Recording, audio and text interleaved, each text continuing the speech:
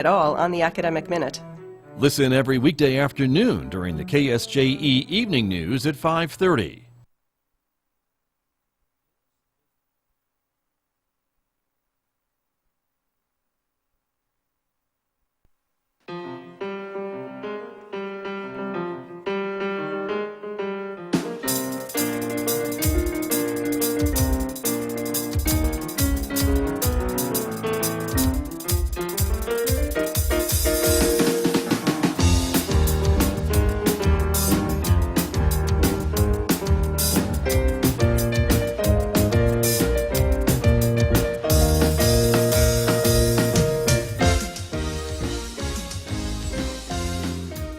Twelve minutes past 8 o'clock. It is Thursday morning. It is July 24th, 2025. Good morning, everyone. I'm Scott Micklin, and thanks for tuning in to KSJE 90.9 FM over the air here in San Juan County, New Mexico. In Durango, Colorado, we're at 103.3 FM. Pardon me, and everywhere else on Earth, we are streaming all the time from KSJE.com, or maybe you're listening to my voice through the new KSJE app. Welcome aboard. Glad that you are joining us this morning. Also to welcome our viewers who are watching the video of this program streaming out live to the KSJE Facebook page and also to our YouTube channel. So we're glad that all of you are with us this morning on all of our different platforms, because coming up today, we're going to get an update from our friends at the San Juan County Partnership. Of course, as usual, lots of things going on with the San Juan County Partnership and the work that they do in the community. So stay tuned for an update coming up in the next few moments right here on KSJE today. Then, of course, next hour, Mick Hess is going to take us roving with the arts. That's our weekday classical music program. That starts a little less than an hour from now on KSJE. If you're a podcast listener, we want to remind you can connect with us on Instagram and Blue Sky and X and download podcasts at places where you're already listening to podcasts. So check it out and maybe discover a new local program that you may have missed. Podcasts are also a part of the KSJE app. So if you have the app, you've got the podcast right there in your pocket. You can find the app at the App Store or Google Play and add it to your app collection. Outside our studios at San Juan College, it's a partly sunny Thursday morning, 70 degrees at the moment. We're expecting a partly sunny day today. The high reaching 86 in Farmington. Clear skies tonight, the low 64. It'll be sunny tomorrow with a high of 89 on Friday and again on Saturday with overnight lows in the lower 60s. Warming up this weekend and 91 Saturday and Sunday with overnight lows near 70 degrees. 87 with partly sunny skies then next Tuesday. And maybe, I don't even want to say it because it's Connie Mack week, but maybe a little bit of RAIN in the forecast beginning Tuesday night. We'll have to see what happens. Back with my guest from the San Juan County Partnership right after this on KSJE. KSJE is supported by San Juan Regional Medical Center. The most important ingredients to sustaining health and wellness are the resources and tools that help you live a vibrant and healthy life. At San Juan Regional Medical Center, the goal is to promote health by making sure those resources are available. Find the path to the best life at lifebetterhere.com. San Juan Regional Medical Center. Better is our mission, improving lives through personalized health and care. KSJE is proud to support Music in the Mountains. Always great to have you here. Amanda Evans is here in the studio with me this morning. Good morning. Welcome back to KSJE. Good morning. It's great to be here. Good to have you here to talk a bit about, again, some of the work that you and the partnership does in the community. And we've talked about this topic before, but it's important, I think, always to kind of talk a little bit, remind folks about it, and that is the opioid epidemic in San Juan County and the state and the nation, for that matter, and the work that you are all doing. You have a lot of resources and some grant money that is helping to educate the community about what's available and what's going on, right? Yeah, we've had a grant for the last 5 years that has helped us really push Narcan into the community and make it more widely, not just available, but understood, because I think there's been misconceptions over the years. And so we're trying to make sure people understand what it is and what it can do and why to have it on hand. Right. And again, Narcan is one of the names for the drug that is used to treat possible opioid overdoses, correct? Yeah, so Narcan is the brand name. Naloxone is actually the name of the drug itself. So we kind of use them interchangeably because for so long Narcan was the only one available, and now we have generics and things that do go by naloxone. So yeah, we have this amazing drug that can help save lives if you have an accidental overdose, or even, for whatever reason you might have too much opioids in your system and you need help with that. And naloxone is one of the drugs that could do that. Right. And it's really amazing. I know you've talked to me before about that too, because if someone is not having an opioid overdose, but you think they are, and you're not a medical professional, but you just want to get them help, and so you administer this Narcan or naloxone, it doesn't do any harm if it's not what's happening. And so you could save them and help them and save their lives, literally, or if it's something else unrelated, it's not going to do any worse, I guess, damage to whatever else is happening, right? No, there's really no downside to using it. If there's someone that's down and you suspect they might be dealing with an opioid overdose, especially now with fentanyl so widely available, it's really, if you give it to them and there's nothing, they're having a different issue, it's not going to have any damaging effects. Once the EMS or someone gets there and can assess, and they might need different, it's not going to impact what EMS needs to do, Sure. or anything like that. So there's really no downside. Right, and that's why I think it's been so widely touted and such an amazing addition to EMS and other medical professionals' response to folks who are having a difficulty, because we don't necessarily know what's going on. If they can't tell the responders, you kind of got to figure it out on your own. Right, and that's what's great is, it's something that you can keep in your medicine cabinet, and you don't have to worry about, if someone gets a hold of it or uses it, or you use it on someone you might suspect of having an overdose, it's not going to hurt them at all. So Right. it's really a life-saving tool that there's no downside to. Yeah, exactly. And so as you do the partnership, and we love that you do that, you've pulled data about Yes. some of these things, and the work that you've been doing over the last few years, and shared it with us this morning, and we've got part of it up on the screen right now to kind of talk a bit about where things stand and how things have moved since you've been kind of really focusing on this problem. Right, and so we've seen a dramatic increase in overdose deaths here in San Juan County. I think that's across the country as well, but these are local data specific to our area. And so as you can see, in 2023, there were 49 deaths due to drug overdose. Over half of those were involved in opioid. 26 of those involved fentanyl, which we know is quite deadly.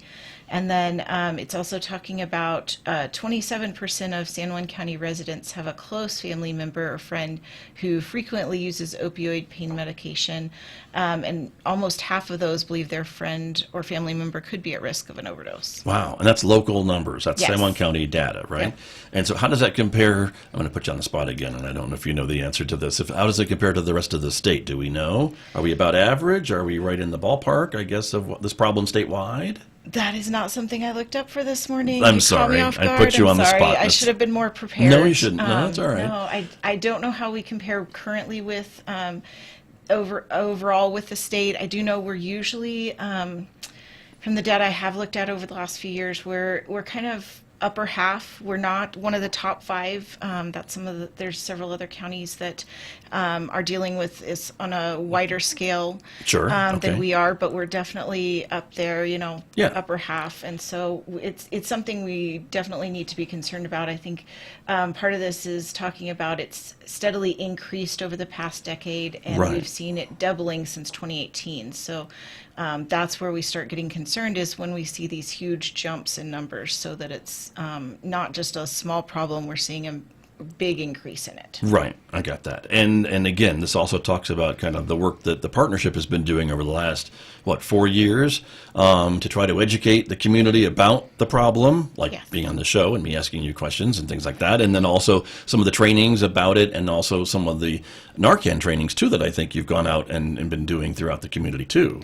Yeah, we've been doing pretty consistently. We've done quite a few organizations, so their staff is trained on Narcan use, which is, something that's really important. If you have somewhere where the public goes a lot, you can have an issue that might come up, and Right. it's something that can help save a life if it happens. And so we've trained many organizations. We've trained just community members. We've been able to take Narcan out at events like the recovery event that happens in the fall with San Juan Safe Communities, and pass out Narcan there and do some education. And so we've just seen a huge increase in the understanding of it and the availability. Right. Right, and because of that, it looks like that we've seen some of these results in the community as well because of the work that the partnership and other groups are doing, right, to get the word out about Narcan or naloxone and that it's available and how to get it and where to get it. And you've made it available, I think, too, for folks who want to get it, all these different things. And so more data to share that shows a little bit about that word that's getting out, too, that seems to be heading in at least in the positive direction. Yeah, so this one of these charts is showing that 42% of survey respondents, and this is the New Mexico Community Survey, so this is all local people who take our survey each year.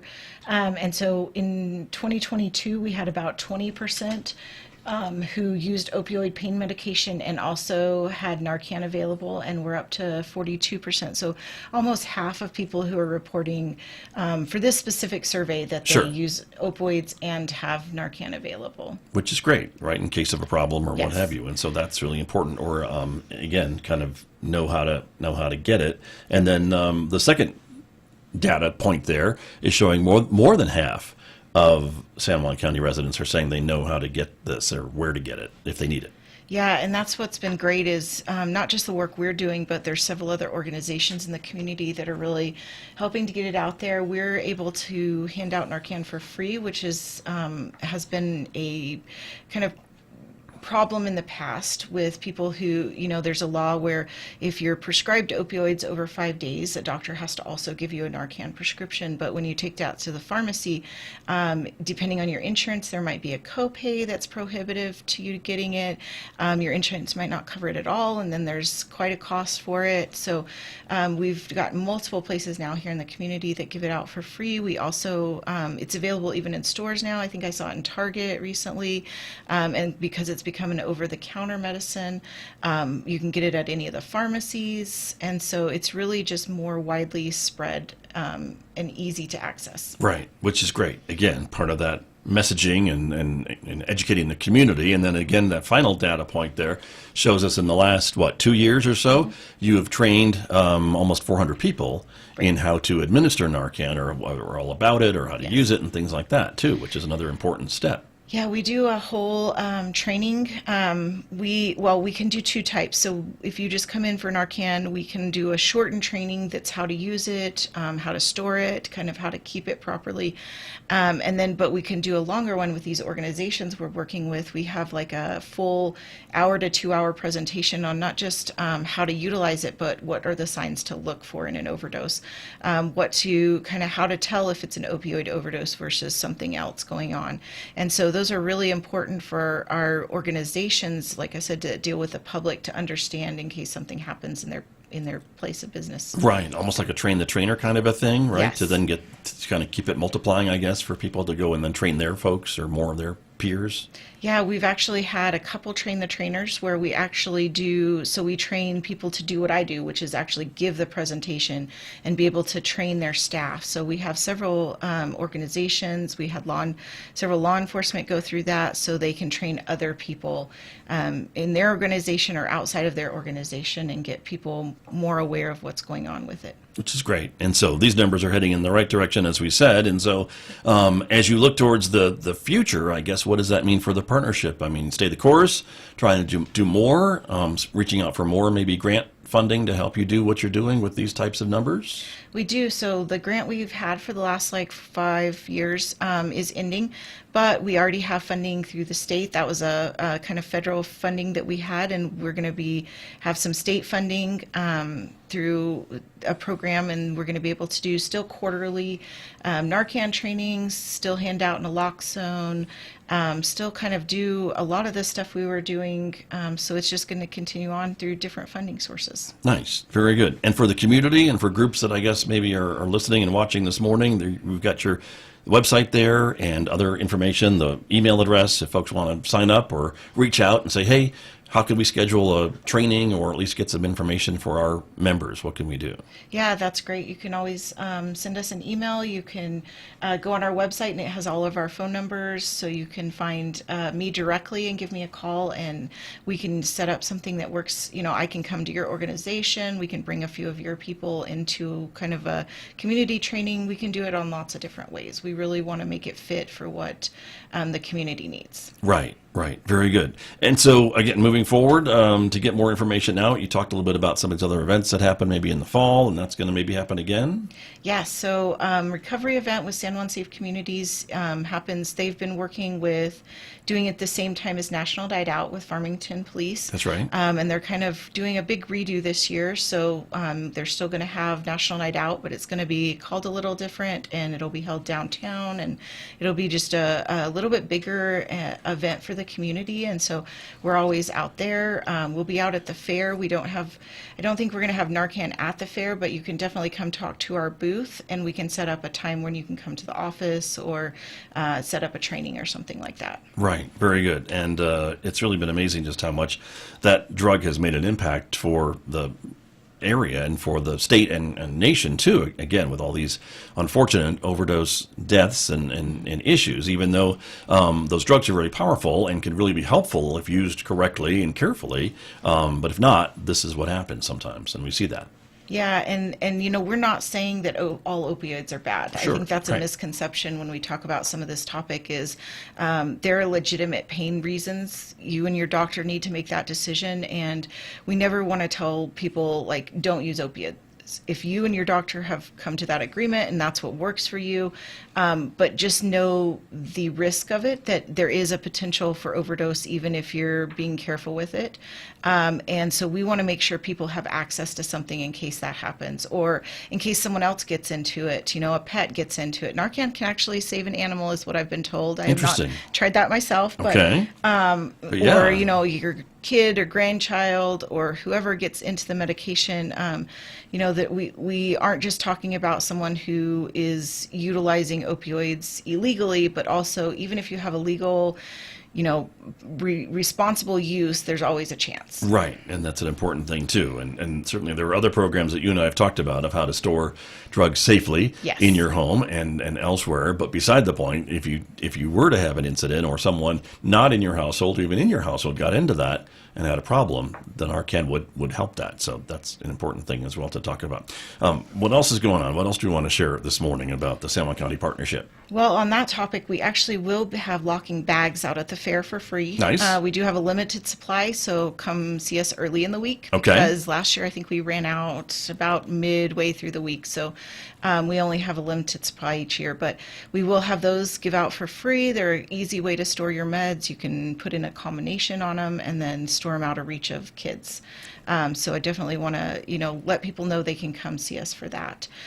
We also have programs going on around media campaigns. So you might see some of our stuff out there about stigma and what that means. Because what I was just talking about is people have these kind of preconceived notions about someone who uses substances either legally or illegally and what that means. And so we really want to kind of combat some of that and make sure people understand that people are people first. And if maybe they do have a substance use disorder or something they're dealing with where they might be taking too much of something or the wrong amount, the wrong types or things, they're still deserving of help and they still are a person first. And so we have trainings about that where we can come into your business and talk about what is person first language, how can it make a difference on maybe someone getting treatment versus not getting treatment. Right. And so do you find sometimes that if someone is making that important step to reach out and try to find help, and then they go to get help, and then something happens during that first encounter maybe, and then like, oh, well, maybe it's a waste of time, or maybe I shouldn't bother, or maybe I should just go back home, or whatever. Is that kind of what happens in some instances? That is what we hear. We've done some surveys around that, and we see that a person who is asking for help that's always a hard thing to do anyway. Big step. And so if you are going into maybe your doctor's office or you're going to a friend or someone to ask like, hey, help me, and then they respond really negatively, like just do it yourself, or if they use words that aren't maybe that are kind of stigmatizing, we're really trying to get away from things like saying a person person is an addict, because that's really, there's more to that person than just their addiction. So we try to use words like that they have a substance use disorder versus an addiction, and things like, a lot of times we talk about drug testing. In the past, we've said clean and dirty test, and we want to get away from that. So we want to make these language changes so that someone understands that what they're dealing with is an issue, but it's not their whole person. Right. Got you. And I guess there's some data to back that up too that shows that can be effective for these individuals that are taking that big step to reach out for help, and they'll continue, I guess, maybe their efforts, because it really has to have buy-in from the person. They can't just ask the doctor to give them a pill to fix whatever it is they're trying to get fixed. Right, and so we actually have a stigma guidebook that we're going to have also out at the fair and any of our community events, or if you just want one, you can reach out to us and we can get it. And so it goes through some of those data points. I think it's around 40% of people who I'm off the top of my head, I'm trying to remember how the wording of it is. Again. I know. Right. I need to come more prepared to your shows. You've That's always got okay. good questions. But so people who are stigmatized are much less likely to get help. I got it. Right. But we Sure. do have like the actual facts in our guidebook. It's course. just, I didn't read it this morning. That's okay. And I Well, slept. there's a lot of things going on. We've been talking about that too. But that is really important, I guess, for folks to understand. And so for these workers in these offices and things like that, for them that may have never thought about the words that they use or the language that they use, this is probably maybe a little bit eye-opening for them. And they're maybe just doing this and then unintentionally. They didn't mean to use these words that are maybe turning these potential patients off, but it's good to be aware of it, I guess. Right. And I mean, it's just the culture of our language. There's changes that happen over the years, and we do better when we know better. And so I remembered when I started in prevention a long time ago. We won't talk about how long. You're a child. I wish. So, I was working down in Las Cruces at the Border Health Office, and we started this and we called it a substance abuse committee. Right. And now that's a language we don't use anymore. We use substance misuse or substance use, but we don't say abuse just because it can be stigmatizing. And so that's just, people get into habits, and that's what's known to use those words. And so it's not the bad person for not knowing the new language kind of thing. And that's what we just want to do, this education and these presentations and some media even about educating organizations who might be dealing with these problems, and also just community when you're dealing, maybe you have a family member that's going through it, and what can you say to maybe encourage them to get treatment versus discourage them from that, asking for help. Right, very true. And again, as a broadcaster and a journalist and a teacher, I'm always amazed by the vocabulary and the words that we choose to use, and trying to use the right word in the right spot for the right message. And this is all part of that as well. And so that your message as a communicator is not misunderstood, and that's the idea, I think, behind some of this conversation about choosing the right word that doesn't have a stigma, that doesn't get the results that you want, because ideally you want that individual to get the help that they need and not be discouraged and not be turned away. And you may not have meant to do that, but that's what happened. Right, and that can, there's multiple, we talk about substance use, and that's kind of what I'm focused on today, but Sure.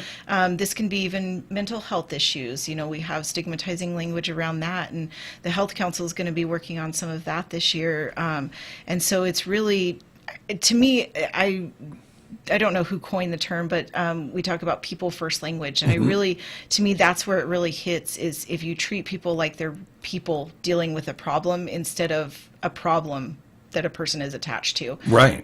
It really makes a difference on how they see themselves, how you see them, and it can just makes the community a better place if we're treating people like people. Yeah, very true. And I think all too often these days we kind of feel like we're a number or just a thing or a whatever.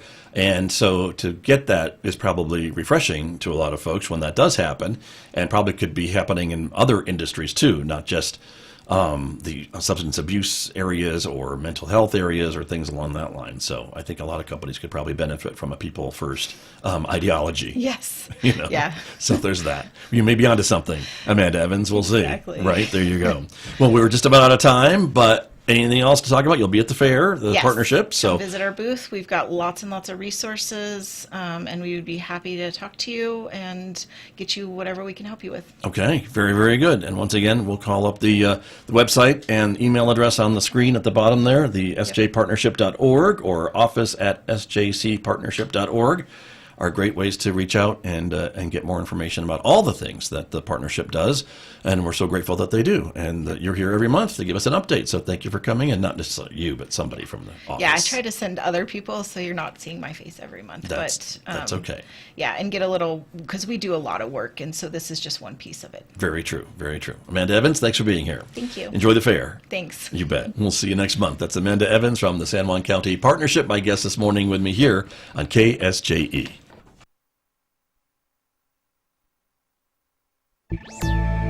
Europe is power.